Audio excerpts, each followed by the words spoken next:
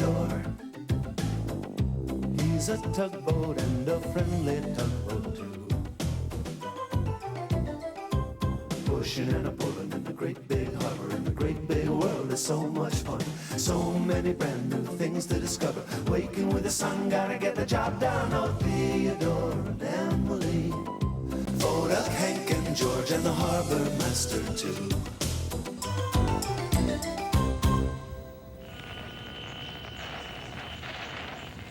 Hello. I'm trying to reach the dispatcher down in the harbor, but this radio is sounding very fuzzy. I wonder what Captain Jerome would do. See, Captain Jerome was my old sea captain, and he did everything perfectly. He'd probably just turn it like this. No, it's still fuzzy. You know what Captain Jerome would do? He'd probably pick it up and give it a good shake like this. Oh, now I can't hear anything. I wonder if I broke it. When Captain Jerome always did everything so perfectly. Of course, I know what Theodore would say about being perfect. You see, not long ago, Benjamin Bridge started snoring. Oh, and then Rebecca started. Maybe I better begin at the beginning.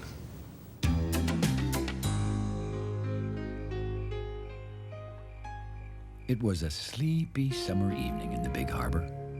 Not a boat or bellbuoy or barnacle was stirring. Everything was calm and cool and quiet. Except there was one little sound. A small, buzzing bee kind of sound. And then it grew to be a big wood sawing noise. Until finally it was a giant anchor-rattling, harbor-rocking roar. Benjamin Bridge was snoring. It was the loudest snoring you ever heard. Now, right below Benjamin is the Oceanic Institute, and that's where Rebecca, the research vessel, lives. Benjamin was snoring so loudly, Rebecca couldn't sleep.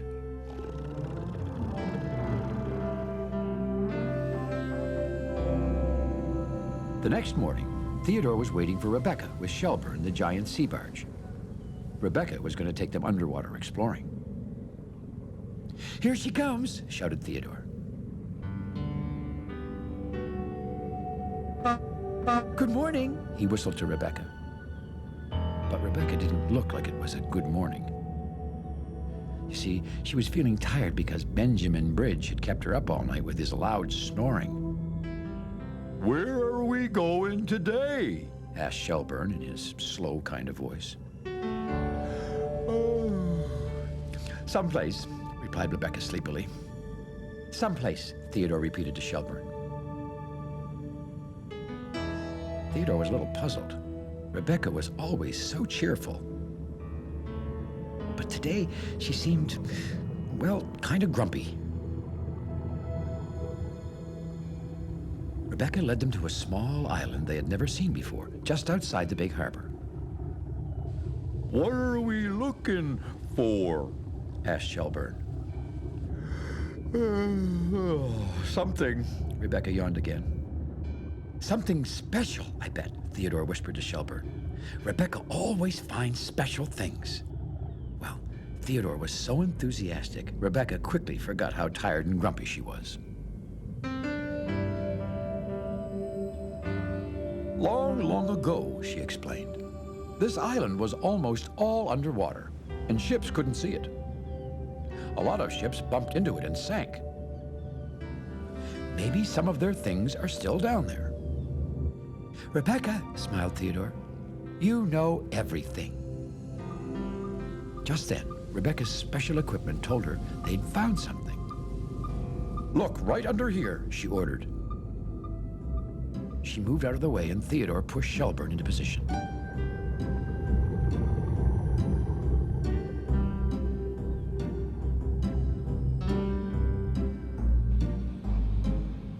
The big barge lowered his dredge to scoop up treasure from the bottom. Shelburne was working very slowly, like he usually did.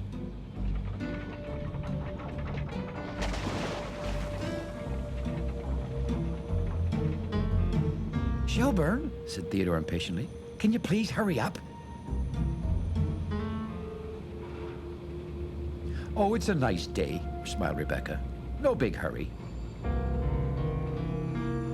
No big hurry, Shelburne, Theodore smiled, just like Rebecca. It is a nice day.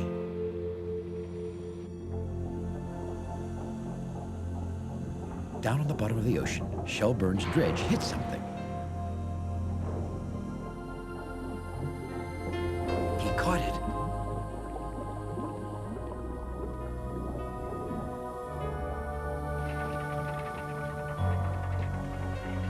And brought up a wonderful old ship's bell.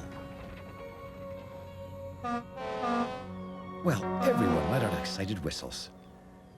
Rebecca, said Theodore, that was really great.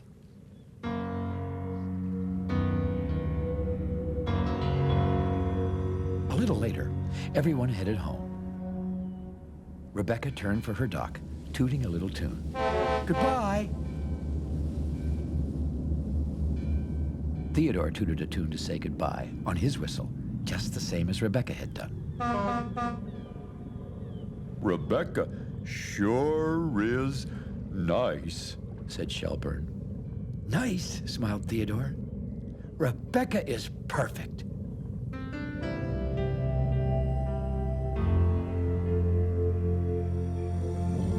That evening, everything was calm and cool and quiet, except there was one little sound.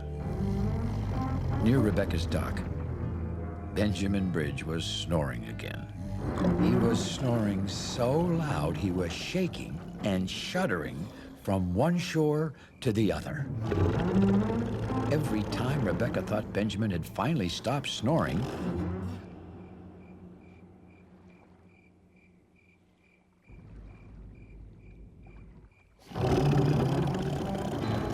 out came the most enormous snore of all. Rebecca knew it was going to be a very long, loud, snory night.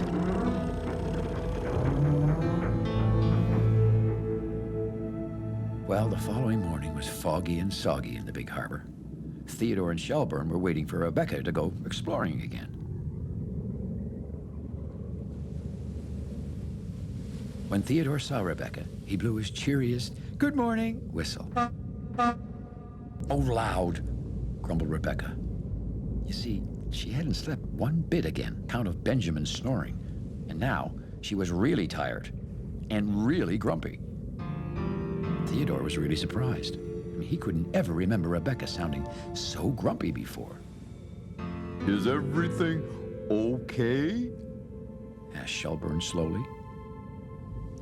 Let's just get to work, frowned Rebecca. Yeah, let's just get to work, Theodore frowned at Shelburne, just like Rebecca.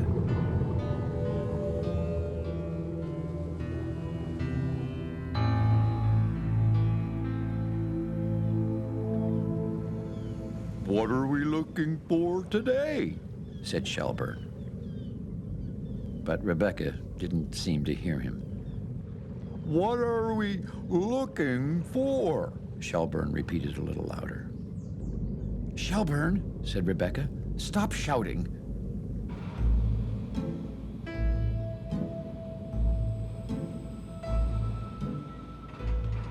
Shelburne was lowering his dredge slowly, very slowly into the water. And don't creak so loud, added Rebecca. Everything today seemed to upset her. Don't creak so loud, Shelburne, repeated Theodore. Theodore didn't really know why Rebecca was so upset, but if she was upset, he decided to be upset too. Shelburne began to lower his dredge even slower. I found something, said Shelburne quietly. Shelburne's dredge had hit something on the bottom of the harbor. Now he tried to raise it up, slowly. It seemed to take forever, and all Rebecca wanted to do was go back to her dock to sleep. Shelburne, she shouted, hurry up, I don't have all day. But of course, Shelburne couldn't go any faster. Theodore honked at Shelburne. "Shelburne," he shouted, "hurry up!" Well, Shelburne was so upset at all the shouting and the honking that he gave his line a jerk. And it snapped. I think, said Shelburne. I broke my cable.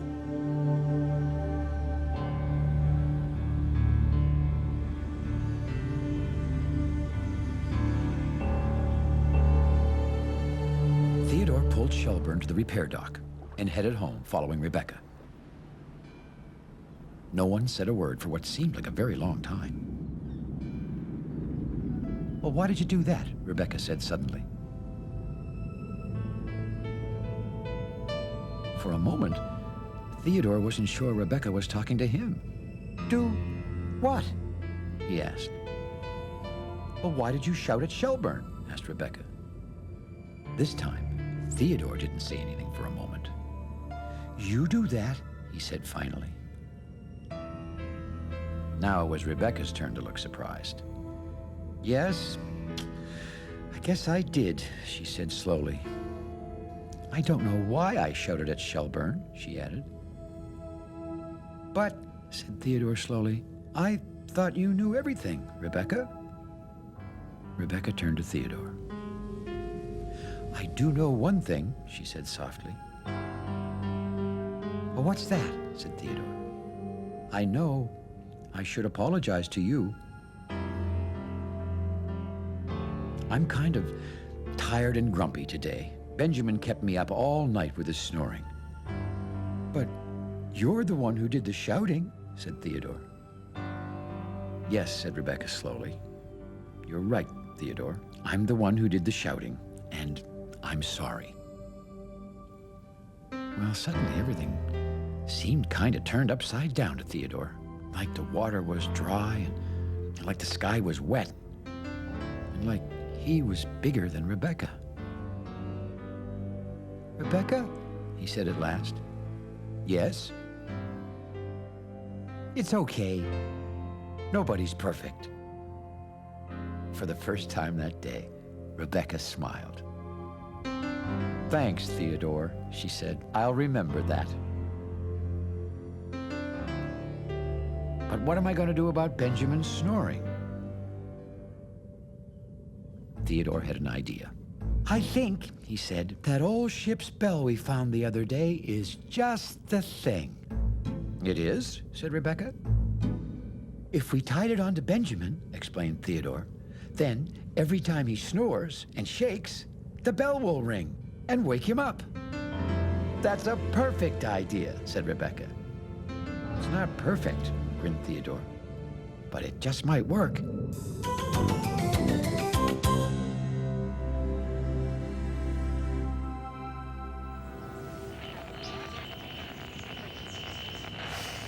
Now, what am I going to do with this radio? Maybe Captain Jerome would have taken his radio and given it a good shake to clear away the fuzz. But I think I have a better idea. Just going to put it back in its place here like this, turn it off, and just let it rest for a moment. Thanks for visiting us here in the Big Harbor. We'll see you all again next time. Ah, look at that. Huh? It works, and no fuzz. And now I can call the dispatcher. Oops. I forgot what I was going to say. Well, nobody's perfect. Theodore. There's another story coming right up, and you can always learn more about Theodore Tugboat on the internet. Find us through PBS Online. Pushing and a pulling in the great big harbor, in the great big world is so much fun. So many brand new things to discover. Waking with the sun, gotta get the job done. Oh,